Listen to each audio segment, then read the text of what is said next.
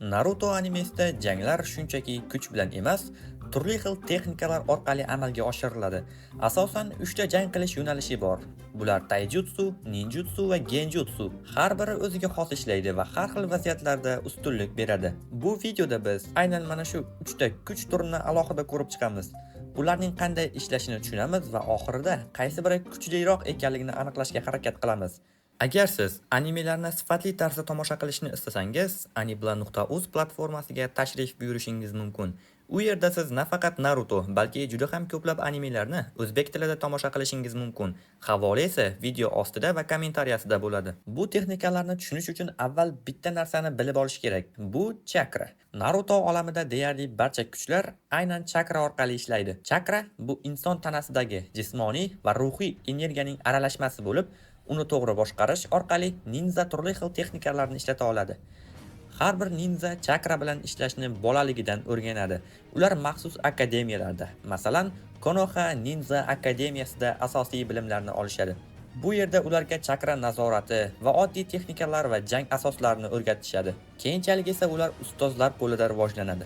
Masalan, ularni jamoa-jamoaga bo'lib, turli xil ustozlarga bo'lib berishadi. Ustozlar esa ularga o'z kuchini oshirishda yordam beradi. Chakra tanada maxsus yo'llar orqali harakatlanadi va uni to'g'ri boshqarish juda ham muhim. Agar nazorat yaxshi bo'lmasa, texnika ishlamaydi yoki kuchsiz chiqadi. Endi aynan shu chakra orqali 3 xil asosiy yo'nalish paydo bo'ladi. Taijutsu, ninjutsu va genjutsu. Har biri chakra bilan turlicha ishlaydi va jangda har xil natija beradi. Endi esa 3 ta asosiy yo'nalishlardan birinchisi taijutsu haqida gaplashamiz. Taijutsu bu hech qanday murakkab texnikalarsiz, faqat tanani o'zi bilan jang qilish degani. Ya'ni bu yerda chakra orqali olov chiqarish yoki kimnidir illyuziyaga tushirish yo'q. Hammasi oddiy. Qo'l, oyoq, tezlik va kuch. Lekin oddiy degani bu oson degani emas. Aksincha, taijutsu eng ko'p mehnat talab qiladigan yo'nalishlardan biri. Chunki bu yerda sening tanang eng asosiy quroling. Agar tezliging yetarli bo'lmasa, yutqazasan. Agar chidamlilik past bo'lsa, uzoq jang qila olmaysan. Taijutsu bilan shug'ullanadigan shinobilar odatda har kuni o'z ustida ishlaydi. Ular zarba tezligini oshiradi, reflekslarni kuchaytiradi va tanasini imkon qadar chiniqtiradi.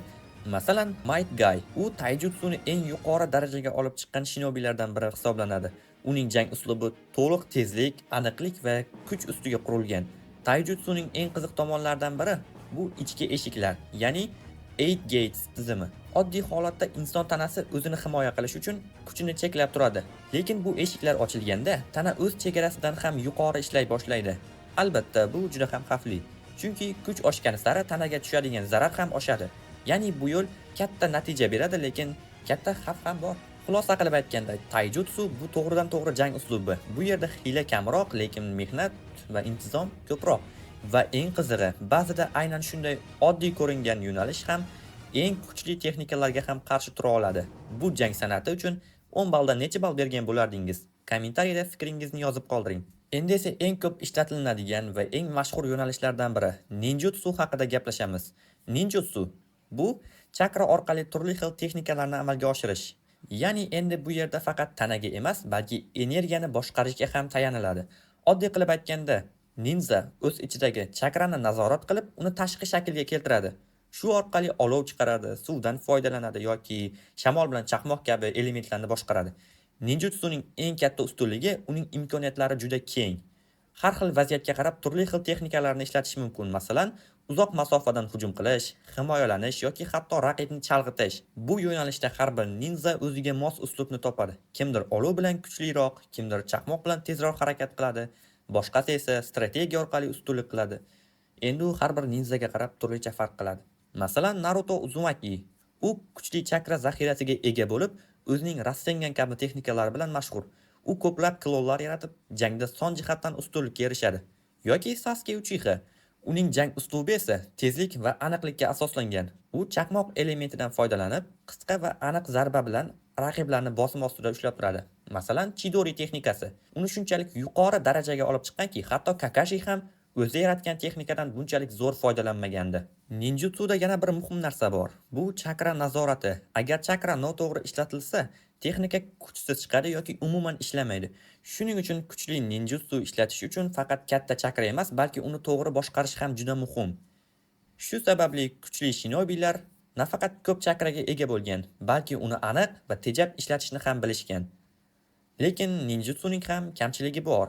Eng katta muammo chakra tez tugab qolishi.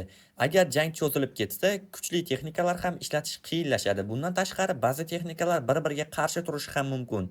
Masalan, bir element boshqasini yengadi yoki bekor qiladi. Shunday qilib, ikkala tomon ham ishlatgan chakra havoga uchib ketishi mumkin. Xulosa qilib aytganda, ninjutsu bu eng moslashuvchan va keng imkoniyatli yo'nalish. U orqali har xil uslubda jang qilish mumkin. Ko'p holatlarda aynan shu texnikalar jangning asosini tashkil qiladi.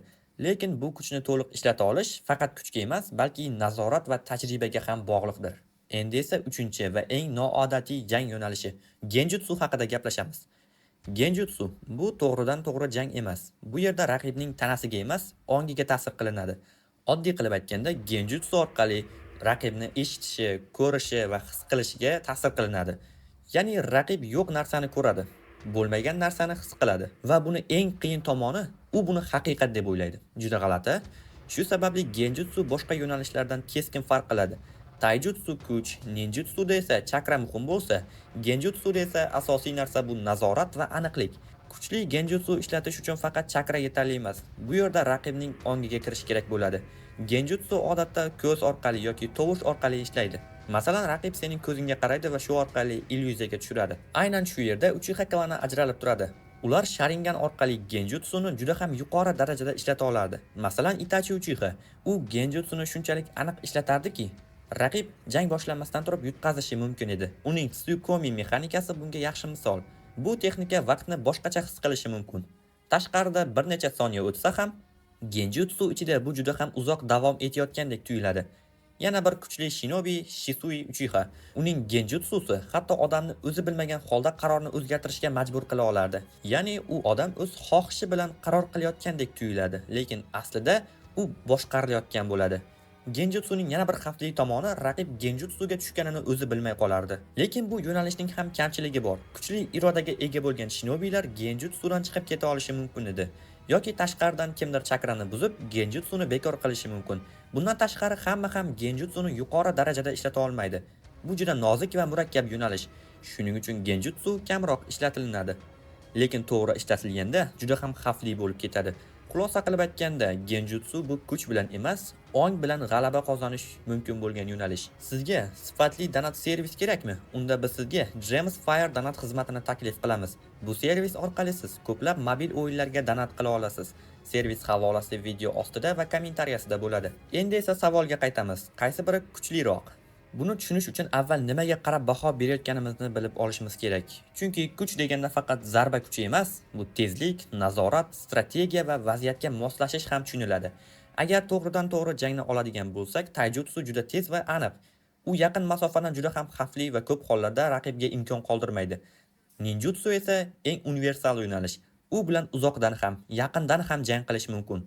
Har xil vaziyatga moslashadi va ko'pchilik shinobilar aynan shu jang uslubini tanlaydi. Genjutsu esa butunlay boshqa darajadagi jang san'ati. Agar to'g'ri ishlatilsa, jang boshlanmasdan ham tugashi mumkin. Lekin bu yo'nalish juda ham nozik va hamma ham undan to'g'ri foydalana olmaydi. Shuning uchun aniq bitta javob berish qiyin. Chunki har birining kuchi vaziyatga bog'liq. Lekin umumiy qaraganda eng ko'p imkoniyat beradigan va eng barqaror yo'nalish bu ninjutsu. Chunki u ko'p qirrali, moslashuvchan va deyarli har qanday jangda ishlatish mumkin. Lekin bu degani qolganlari kuchsiz degani emas. Ba'zida eng oddiy ko'ringan taijutsu eng murakkab texnikalarni yenga oladi. Yoki genjutsu orqali jang umuman boshlamay turib tugaydi. Oxir-oqibat hammasi bitta narsaga borib taqaladi. Uni ishlatayotgan odamga. Chunki kuch texnikada emas, uni qanday ishlatishda. Sizga esa qaysi jang uslubi yoqishini kommentariyada yozib qoldiring. Sizlar bilan qisqa vaqt ichida Neko bo'ldi. Keyingi videolarda ko'rishguncha xayr.